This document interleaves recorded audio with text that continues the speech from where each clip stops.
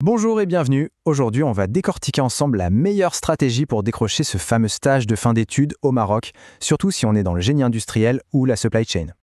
Ah, le fameux scénario. On passe des heures à envoyer des CV, des dizaines et des dizaines de candidatures, et rien. Silence radio. C'est hyper frustrant et on est beaucoup à être passé par là. Mais la bonne nouvelle, c'est qu'il y a une solution pour s'en sortir. Et c'est ça, le point clé. Le secret, ce n'est pas d'envoyer 50 CV par jour. Pas du tout. C'est d'avoir la bonne stratégie. Alors, voyons comment on passe de la quantité à la qualité et surtout à l'efficacité. Voilà notre plan de match pour aujourd'hui. On va voir une nouvelle stratégie de recherche, les bons canaux à utiliser, l'approche directe et intelligente, comment passer de simple candidat à une vraie opportunité et pour finir, le mindset qu'il faut avoir. Allez, on attaque tout de suite avec le premier point, la stratégie.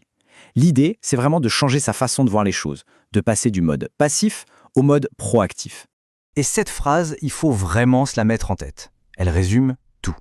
Un stage PFE, ça ne se trouve pas comme par magie. Non, ça se prépare, ça se cible de manière stratégique. On voit trop souvent les mêmes erreurs qui mènent droit dans le mur, c'est-à-dire postuler un peu au pif, partout, sans réfléchir, utiliser le même message copier-coller pour tout le monde, et puis attendre que le téléphone sonne. Clairement, ça ne marche pas. Et pour réussir, il faut comprendre comment ça marche, ici, au Maroc. Le réseau, ce n'est pas juste un petit plus, c'est souvent la clé. Les entreprises adorent voir de l'initiative, quelqu'un qui est proactif. Une approche directe peut ouvrir des portes que les candidatures en ligne ne toucheront jamais. Ok, maintenant qu'on a le bon état d'esprit, on cherche où concrètement? La réponse, c'est un mix des deux. Être super discipliné en ligne, mais aussi utiliser la force du contact, en personne. Il faut voir la recherche de stage comme un vrai job. Ça demande une routine, tous les jours. Un petit tour sur LinkedIn, une recherche rapide sur Google avec les bons mots-clés, et bien sûr, un œil sur les sites comme Recrute ou Emploi.ma. Faut être réactif, parce que les meilleures offres, elles partent très très vite. Mais attention, le tout digital a ses limites, et c'est là qu'on en vient à un point crucial.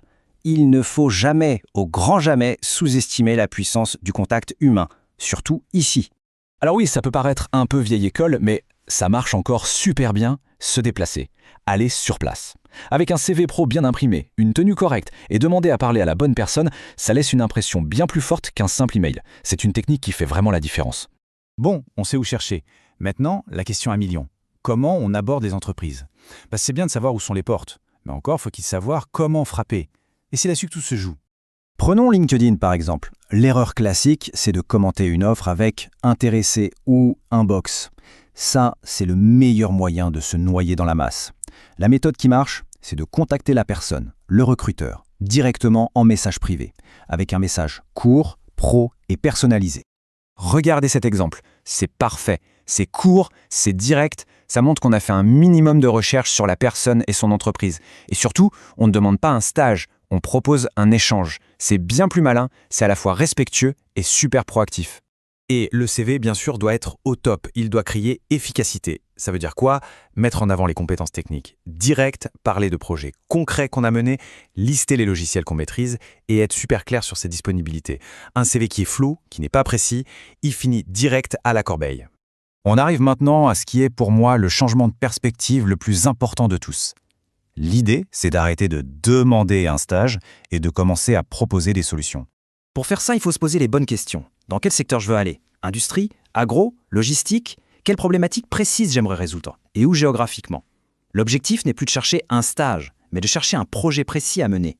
Et là, écoutez bien la différence. Au lieu de dire « Bonjour, je cherche un stage », on dit « Bonjour, je souhaite travailler sur un projet pour optimiser vos flux en utilisant la méthode DMake ». Vous voyez la différence? La première approche, c'est une demande. La deuxième, c'est une proposition de valeur. Ça change tout. Et c'est là que tout bascule. En changeant juste quelques mots, on change complètement la perception du recruteur. On n'est plus un étudiant qui demande quelque chose, on devient une solution potentielle, une opportunité pour l'entreprise. Ok, on a la technique, on a la stratégie, mais il manque un dernier ingrédient, et c'est peut-être le plus important de tous, le mindset, l'état d'esprit. Parce que sans ça, même le meilleur des plans, il ne tiendra pas la route. Alors concrètement, ça veut dire quoi? Premièrement, on relance, toujours, poliment, après 7 jours. Deuxièmement, on ne prend pas un refus personnellement. Jamais, ça fait partie du jeu. Troisièmement, on est constant, on ne lâche rien. Et enfin, on commence à construire son réseau maintenant, pas quand on en a désespérément besoin. Donc pour résumer tout ça, il faut vraiment retenir une chose. Trouver son stage PFE au Maroc, ce n'est pas une question de chance. C'est une question de stratégie, de visibilité et d'un peu d'audace aussi. La question finalement n'est plus de savoir où on va trouver un stage. La vraie question, c'est quelle opportunité est-ce qu'on va créer soi-même.